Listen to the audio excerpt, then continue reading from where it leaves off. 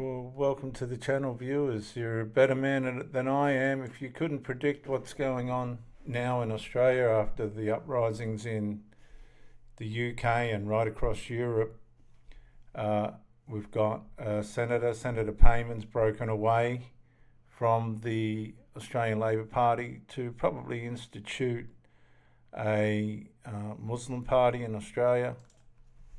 And of course, here's Senator Payman giving it to us, Palestine and the First Nations people. I never had problems with the Aboriginals, even though I've been spat on a few times. But the Palestinians, these radicals, I'm not sure why they're representing our country or what's going on here, but she's definitely a breakaway, and she was influenced by Maureen Farquhar, a Green senator, radical, fanatical, pro-Palestinian Green senator, and they've thrown her out to go independent to probably constitute a Muslim core-based party in Australia, and then they'll build on that from there. But you can see the pendant. She's showing off the pendant. Look at me and my pendant. There's no Australian flag there, viewers. You've got to be aware of this. These people are radicals, fanatics. Their agenda's not for Australia. It's to come into Australia and run their cultural incompatibilities against us. So this was all predictable, viewers. Australia's predictably at the mercy of immigrants' cultural incompatibilities. Here's the domestic terror threat level increase in Australia today. To Canberra, here's the Prime Minister, Anthony Albanese, speaking. My government's first priority is the safety and security of Australians. And this morning I can... Well, viewers, right from the kickoff, I can't agree with that, because why would they have let so many immigrants into Australia? Why would they have done that? Knowing what's happened in Europe, the UK, Palestine itself, etc. What people don't realise is, as of the year ending the 30th of June 2020, there was 7.6 million immigrants living in Australia.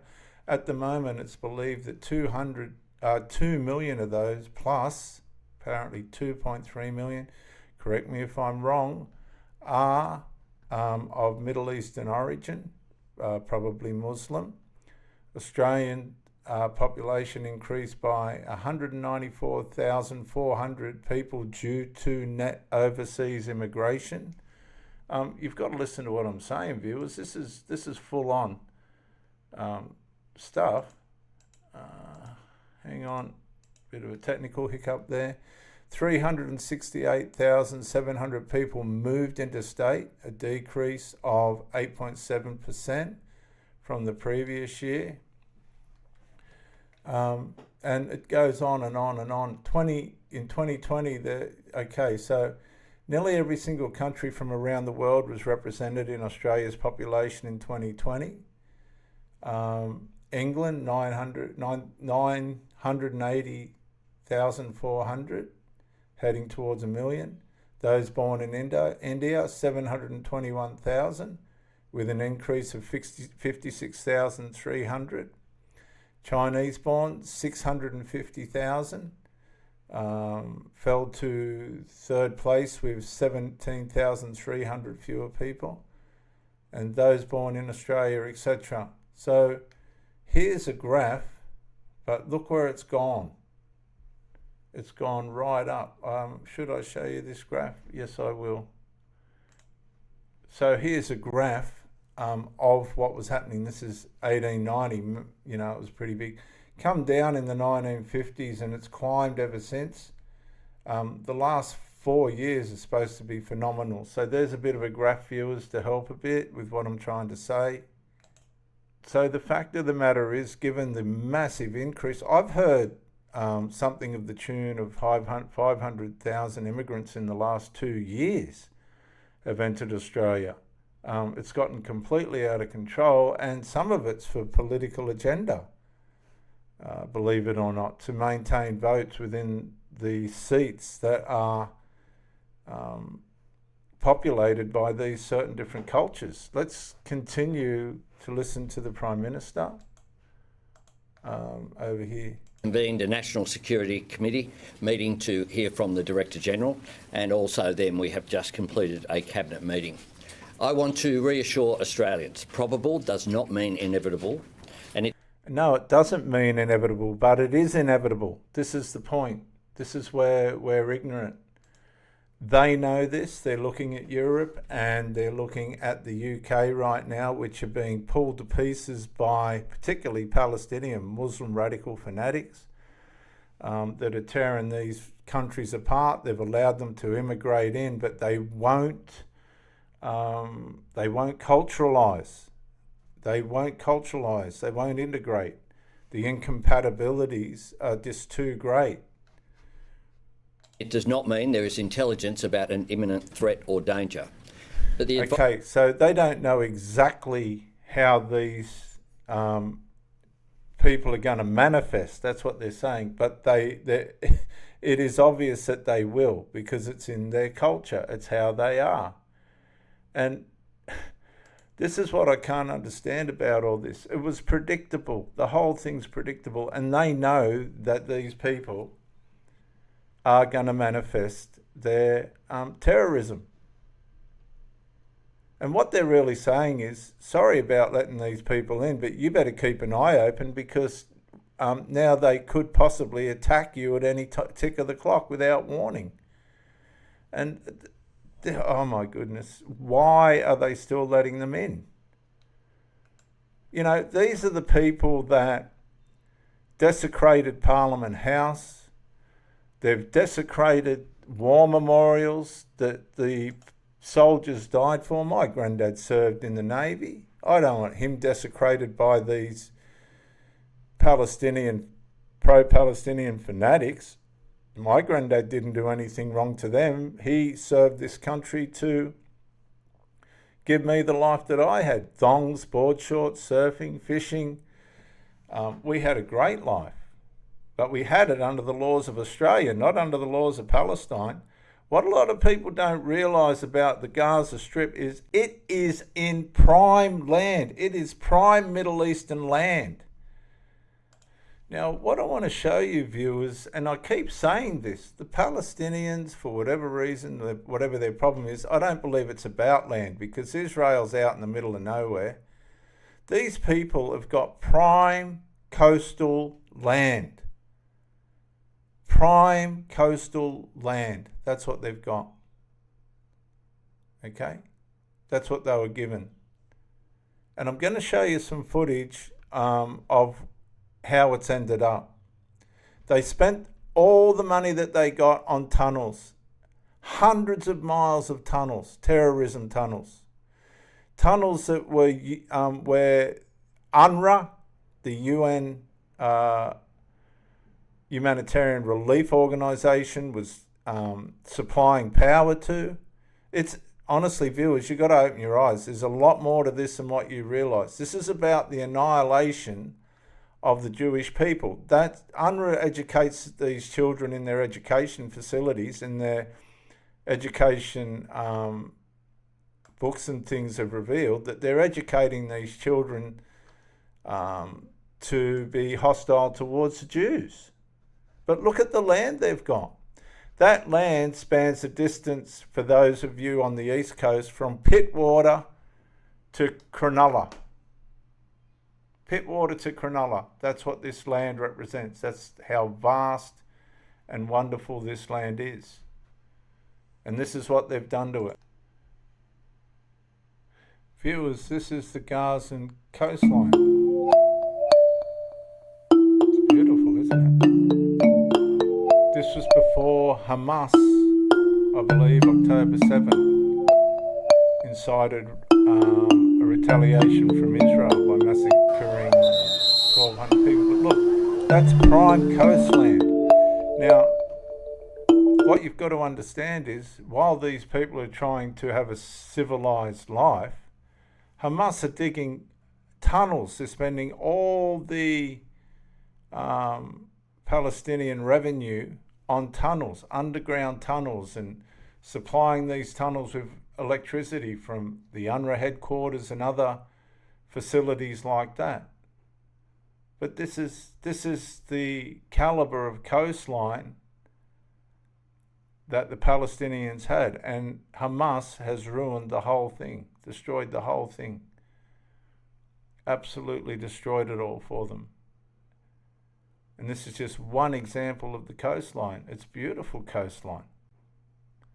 You've got to understand that the Palestinians were given the absolute utmost best land that you could have.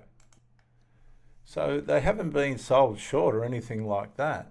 They're just, their culturalism, the way they've been culturalized is to have vendettas and to have revenge and to want to hurt people, the radicals and fanaticals. Now, it's not all of them. I'm not talking about them. I'm talking about the minority. The minority, okay? The minority of fanatics that spoil it for everybody else, for all the other Palestinians that just wanted to enjoy the beach and have a happy life. So now I'm going to take you to a situation where 4 Americans have been killed, and this is Benghazi Accountability Coalition event, and a Muslim asks this question in the middle of it, which is completely out of context, and I want to show you how minorities in history have destroyed things, not only for their people, but for everybody else around them. Alaikum. Peace to you all. My name is Saba Ahmed. I'm a law student at American University. I am here to ask you a simple question. I know that we portray Islam and all Muslims as bad, but there's 1.8 billion Muslims. That's not true. We don't portray all Muslims as bad. It's the radical minorities that are bad. Followers of Islam. We have 8 million plus Muslim Americans in this country, and I don't see them represented here. But my question is, how can we fight an ideological war with weapons? How can we ever end this war? The jihadist ideology that you talk about, it's an ideology. How can you ever win this thing if you don't address it ideologically? What you've got to understand is jihad, which is the annihilation of whatever particular situation, micro-incremental situation.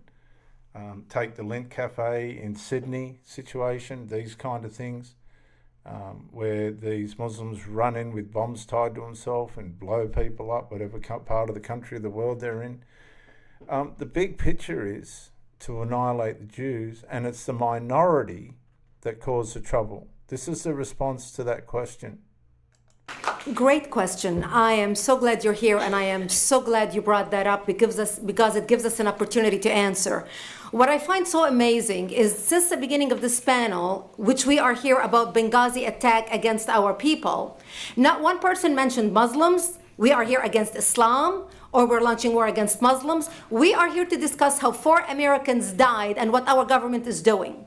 We were not here to bash Muslims. You were the one who brought up the issue about most Muslims, not us. And since you brought it up, allow me to elaborate with my answer. There are 1.2 billion Muslims in the world today. Of course, not all of them are radicals. The majority of them are peaceful people. The radicals are estimated to be between 15 to 25%, according to all intelligence services around the world. That leaves 75% of them peaceful people. But when you look at 15 to 25% of the world Muslim population, you're looking at 180 million to 300 million people dedicated to the destruction of Western civilization. That is as big of the United States. So why should we worry about the radicals, 15 to 25%? Because it is the radicals that kill. Because it is the radicals that behead and massacre. When you look throughout history, when you look at all the lessons of history, most Germans were peaceful, yet the Nazis drove the agenda, and as a result 60 million people died, almost 14 million in concentration camps, 6 million were Jews. The peaceful majority were irrelevant. When you look at Russia, most Russians were peaceful as well. Yet the Russians were able to kill 20 million people. The peaceful majority were irrelevant. When you look at China, for example, most Chinese were peaceful as well. Yet the Chinese were able to kill 70 million people. The peaceful majority were irrelevant. When you look at Japan prior to World War II, most Japanese were peaceful as well. Yet Japan was able to butcher its way across Southeast Asia, killing 12 million people, mostly killed with bayonets and shovels. The peaceful majority were irrelevant. On September 11th in the United States, we had 2.3 million Arab Muslims living in the United States. It took 19 hijackers, 19 radicals to bring America down to its knees, destroy the World Trade Center, attack the Pentagon, and kill almost 3,000 Americans that day. The peaceful majority were irrelevant. So for all our powers of reasons and us talking about moderate and peaceful Muslims, I'm glad you're here. But where are the others speaking out? And since you are the only Muslim representative,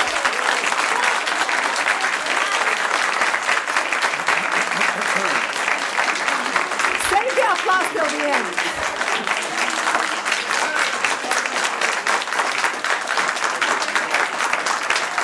Thank you. Thank you.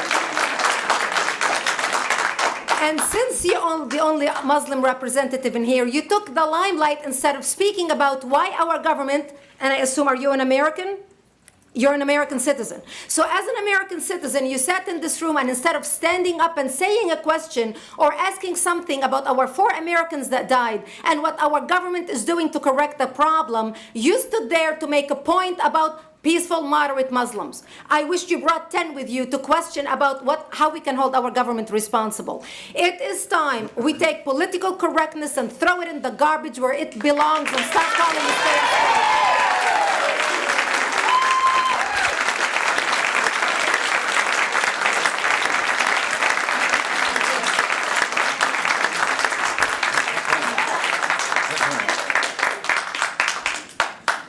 And there will be refreshments afterward.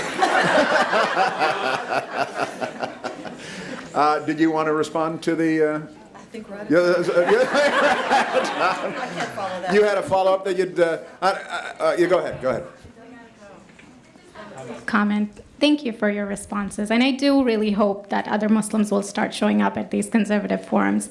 But, you know, as a peaceful American Muslim, I would like to think that I'm not that irrelevant. I'm just as much an American, and I'm very deeply saddened about the lives that were lost in Libya. And I hope that we will find justice for their families. But I don't think that this war can ever be won by just the military. You have to address you have to bring Muslims to the table to address this. I think So everyone thank you. agrees that it can't be won Everybody just agrees with militarily, and I think that everyone has said that. Can you So- tell me who the head of the Muslim peace movement is? I guess it's me right now, so thank you.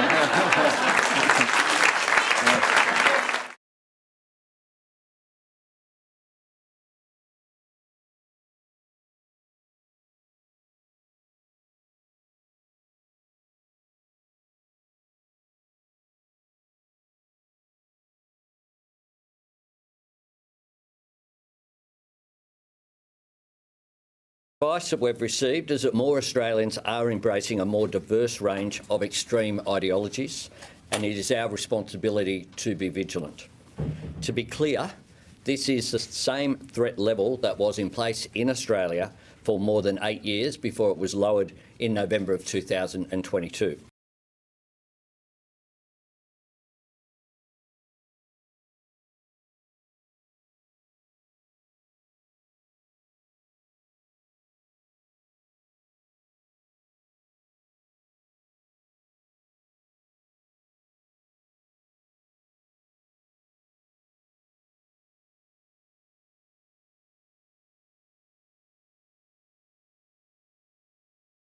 At that time, we said as a government, this does not mean that the threat from terrorism is extinguished. Since then, we've seen a global rise in politically motivated violence and extremism. Many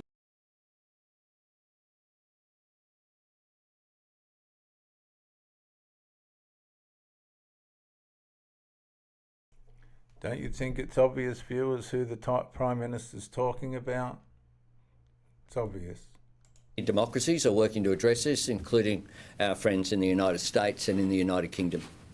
There are many things. That's not true, because the United Kingdom's in a hell of a mess and they don't know what to do. Even the English people, the United Kingdom people, are going out of their mind because the government hasn't dealt with the pro-Palestinian terrorisation in the communities. The vandalism and everything going on in the communities over there has gotten to such a point where even the English people are starting to riot. It's completely out of control. And he knows there's a possibility of this happening here. Driving this global trend towards violence. Governments around the world are concerned about youth radicalisation. Well, See, he's talking about the pro-Palestinians. They're radicalised people that will go with jihad in micro-incremental community ways, in individual country ways, and unitedly across Europe and other Western world countries. Line radicalisation and the rise of new mixed ideologies. My government respects our intelligence agencies. We listen to their advice and we act on their advice, and that is what we are doing today. Well, I don't think they acted on Parliament House being vandalised and infiltrated, or the war memorials or anything like that. They've been too soft. As I've spoken about before, the essence and purpose of our democracy is that we can express our views respectfully, engage in disagreements in respectful debate, resolve our grievances peacefully. When the temperature of the security environment is rising, Well, Prime Minister, if you... I'm not going to say. must lower the temperature of debate, something I've been saying for some time. No, he's been ignoring the debate.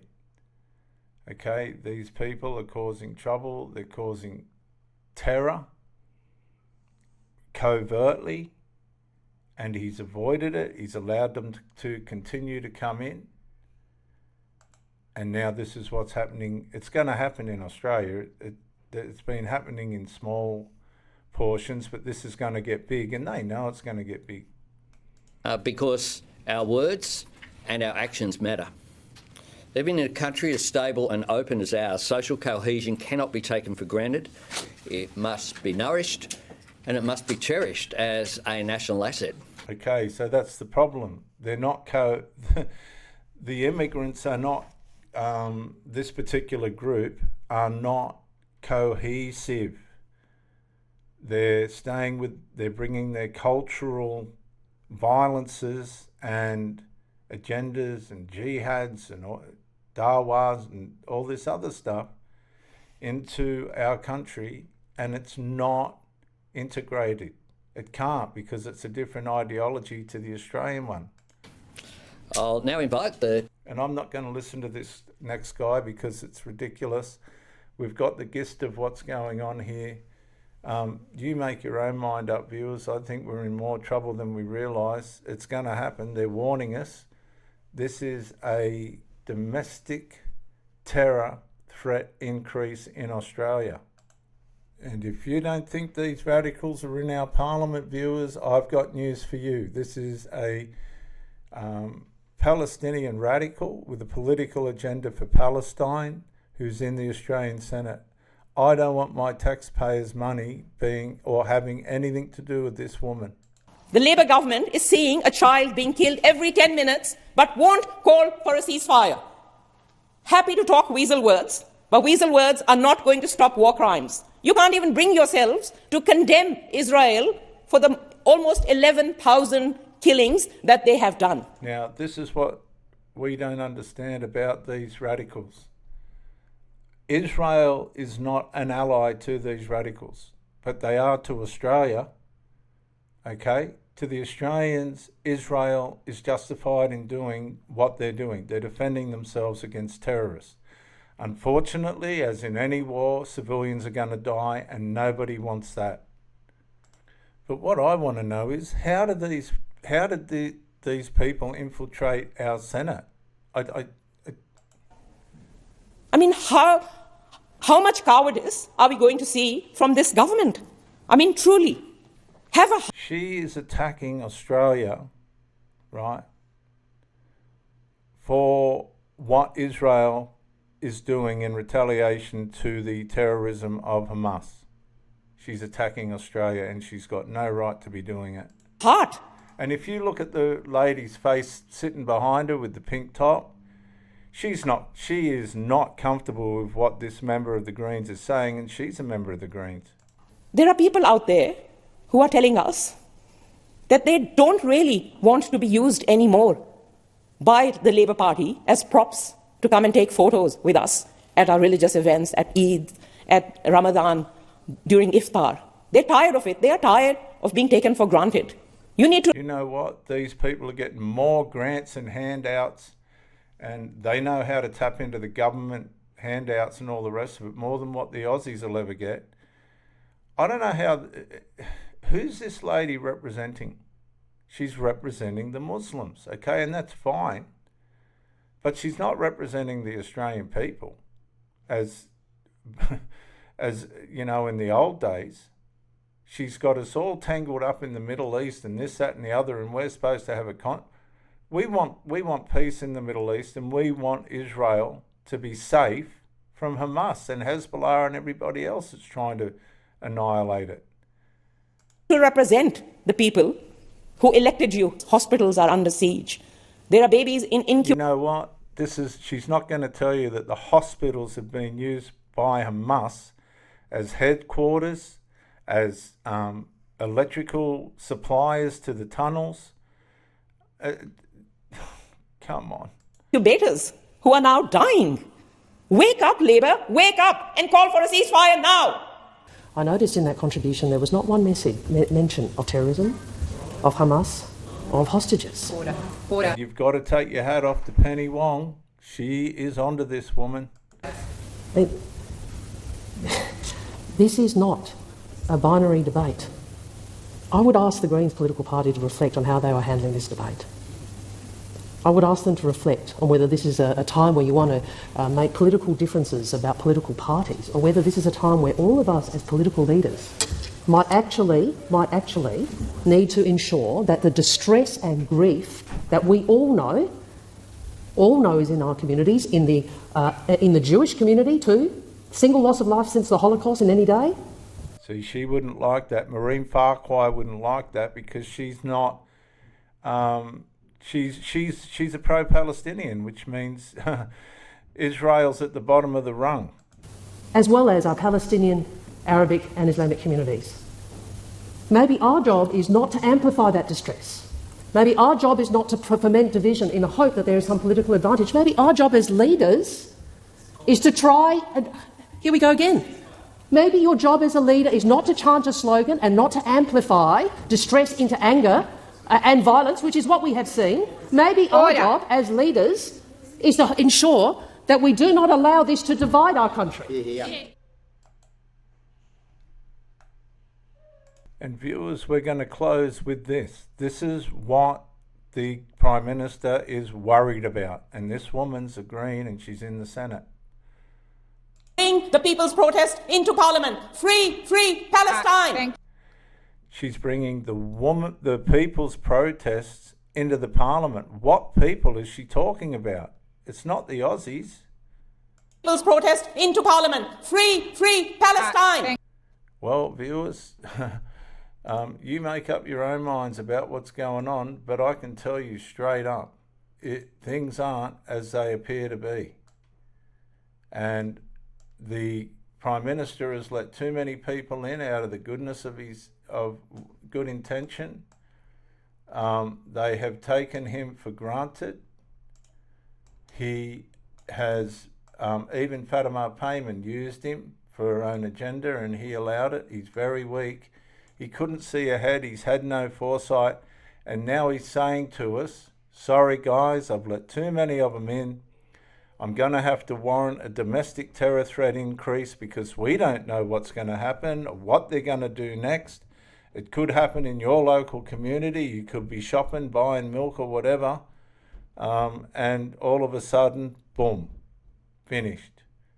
They've let in radical fanatics that are not of the same culture and cultural compatibilities and peacefulness as of the Australians. And now it's a mess, and he's more or less thrown us all under the bus with his immigration unlimitedness.